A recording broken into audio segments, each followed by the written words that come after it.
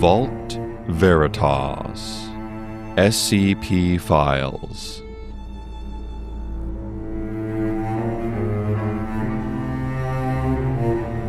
Episode 100 Notice.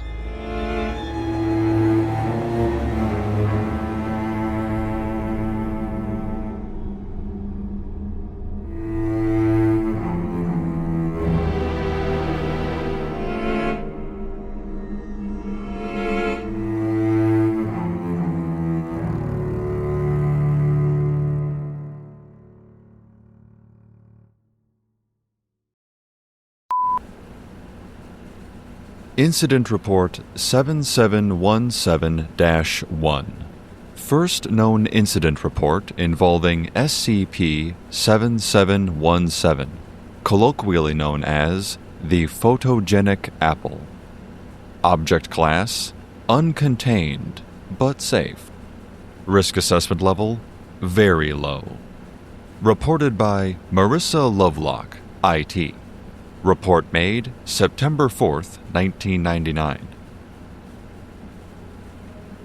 I hate this stupid apple about as much as anyone can hate a piece of fruit. You have no idea how much of my life has been wasted erasing this apple from digital records and photographs. I could have been studying an actually useful anomaly. I could have been making a name for myself in meaningful research. I could have been discovering new species, uncovering new groups of interest, publishing papers. But no. Somehow I've ended up on apple scrubbing duty.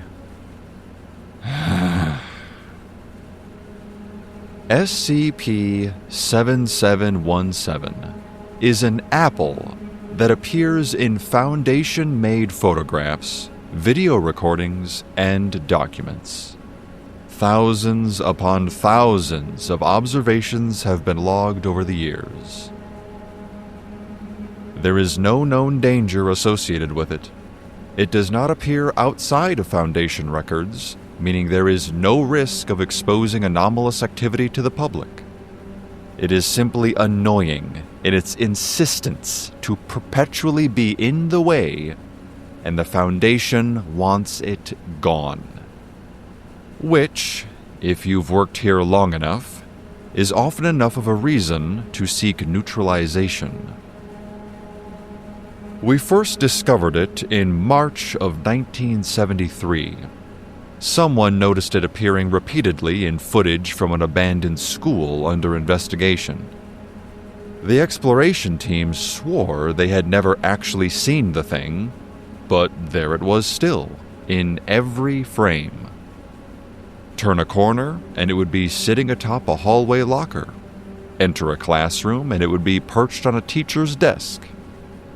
The same apple every time, always in perfect freshness, even with tiny droplets of condensation still clinging to its skin. Over and over and over again. Naturally, the Foundation told IT to remove it. And sure enough, the more we looked, the more we found. Old records, new records, photographs, security footage, exploration videotapes, personnel files.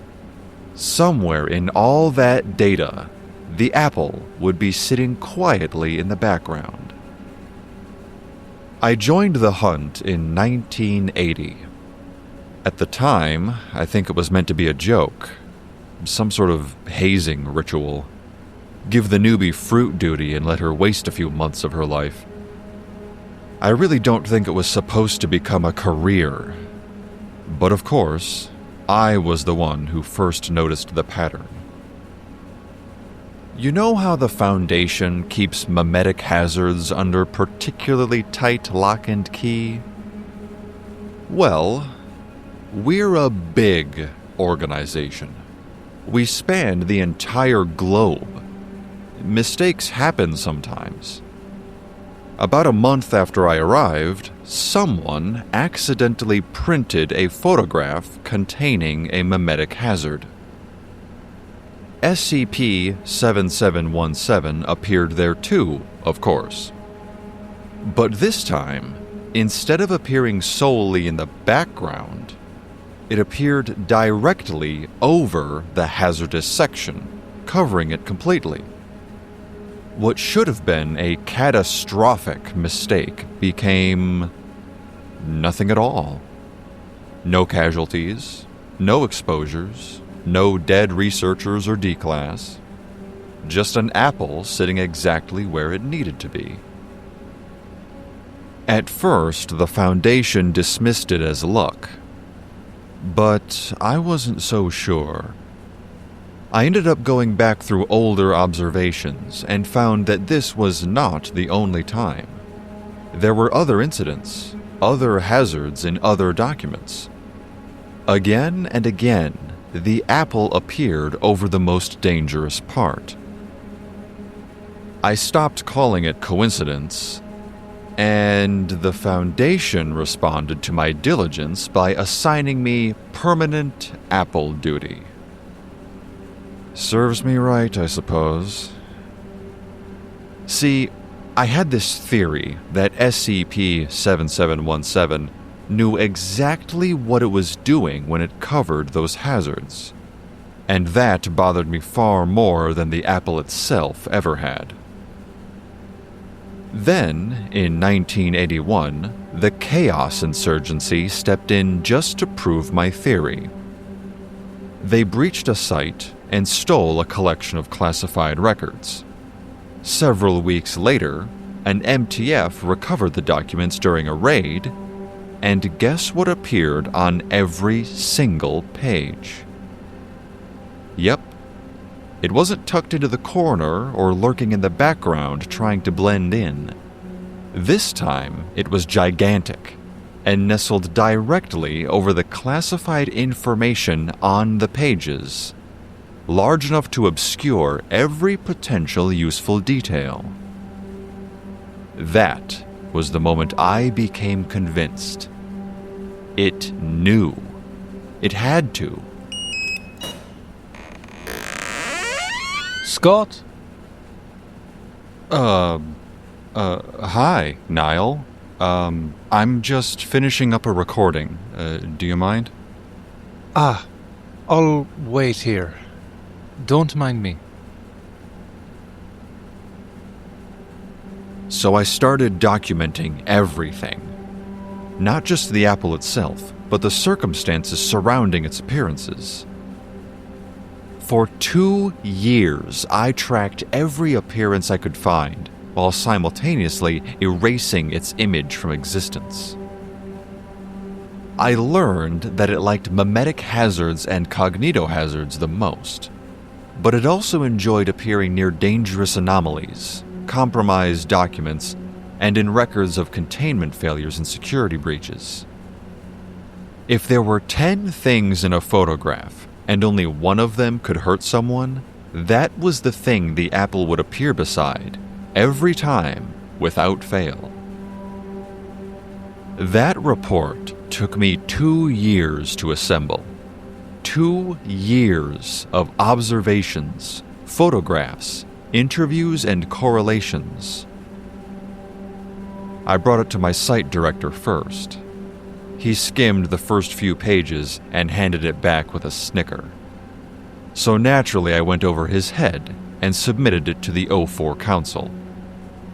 It ended up being dismissed there, too, after a much more careful review. They were appreciative of my work and all the detail that had gone into it. But at the same time, they were careful to tell me in no uncertain terms that it wasn't going to be treated as significant. Not because my results were wrong, but because, as they stated quite frankly, nobody actually cared. The anomaly had been classified as harmless. There were no injuries, no deaths, no significant threats to containment. The benefits it was supposedly giving were minimal and quite often information we knew already. So why devote resources to understanding it when we could simply continue deleting it? It appears more to me than anyone else now, you know. It's in almost every document I touch, nestled into every photograph I examine, every frame of every video. Sometimes there are tiny, almost imperceptible changes in the condensation on its skin, on how those tiny droplets catch the light. Once, after enlarging an image nearly 200 times, I could have sworn I saw a word, look. And another time, I think it read, please. I submitted both findings. They were dismissed as irrelevant and purely speculative. After that, I stopped enlarging the photographs. The Foundation has officially declared SCP-7717 managed. No injuries were ever attributed to it. No credible evidence of sapience has ever been established. The instructions from on high remain unchanged. Continue removing it from all records. And perhaps they're right. Perhaps it really is just an apple. An incredibly annoying and meaningless anomaly appearing in inconvenient places.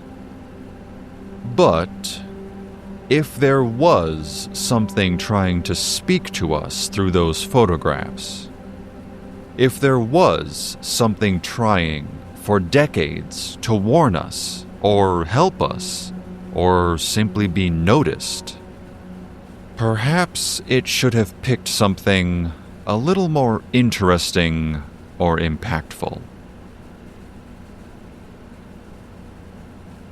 Was it? Just trying to communicate? Most likely, yes.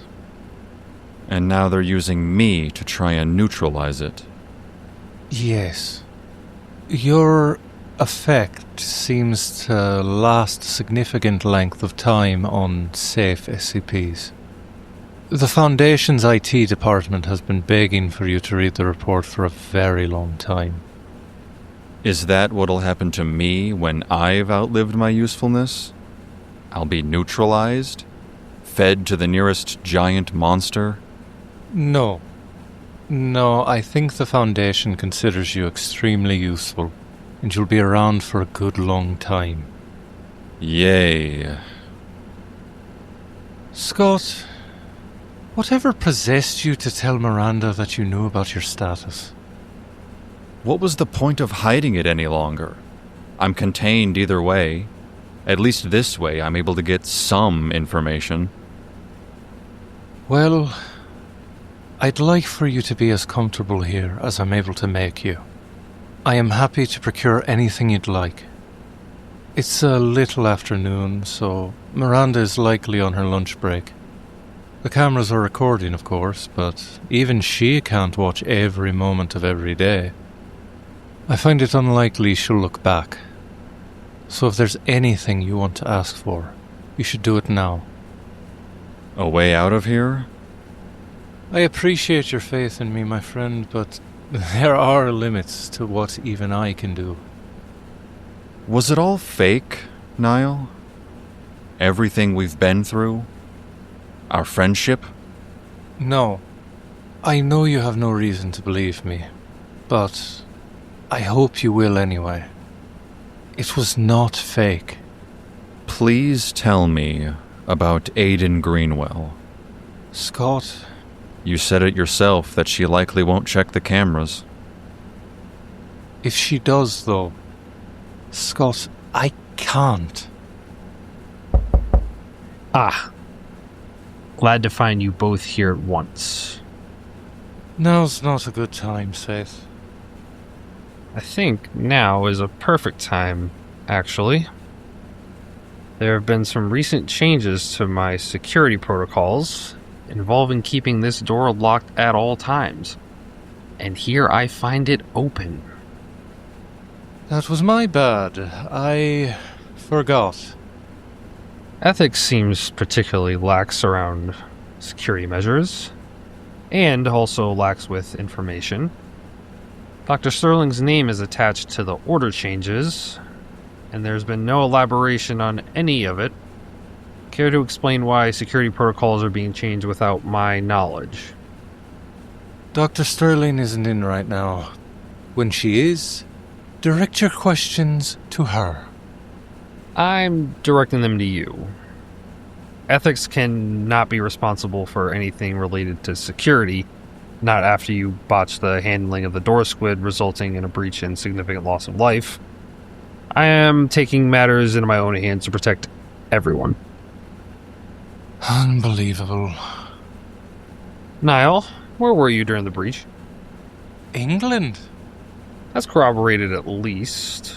What measures did you take to secure the door squid ahead of your departure? That's classified. I'm head of security, and this is a security measure. True and true, and yet it's still classified. Give me a security badge. Now? Why? I'm gonna run its records.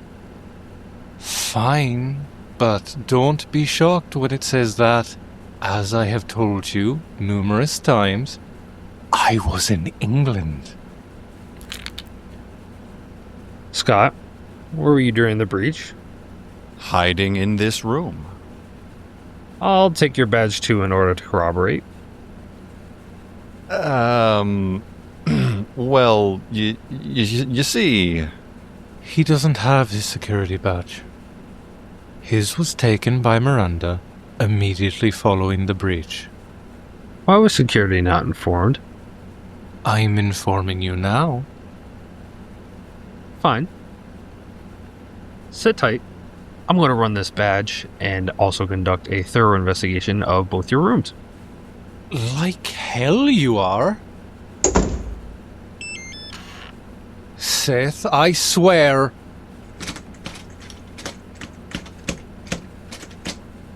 Seth, open this door. How dare you? Open this door. There's nothing for you to find there anyways. Now open it.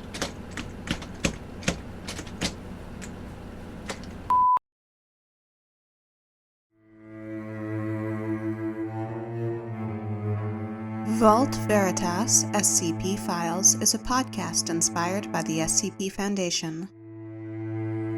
Notice is based on SCP-7717 by Sir/47 from the SCP Wiki located at scpwiki.com/SCP-7717. It is licensed under a Creative Commons Attribution Share-alike 3.0 unported license. This episode featured Justin Gilner as Scott Anderson, D.R. Thompson as Niall Connors, and Matthew Fendison as Seth Orson. It was written and edited by Leola Angel. We welcome comments. Please rate and review us, email us at vaultveritas@gmail.com, or join our Discord channel using the link in the episode description. Thanks for listening.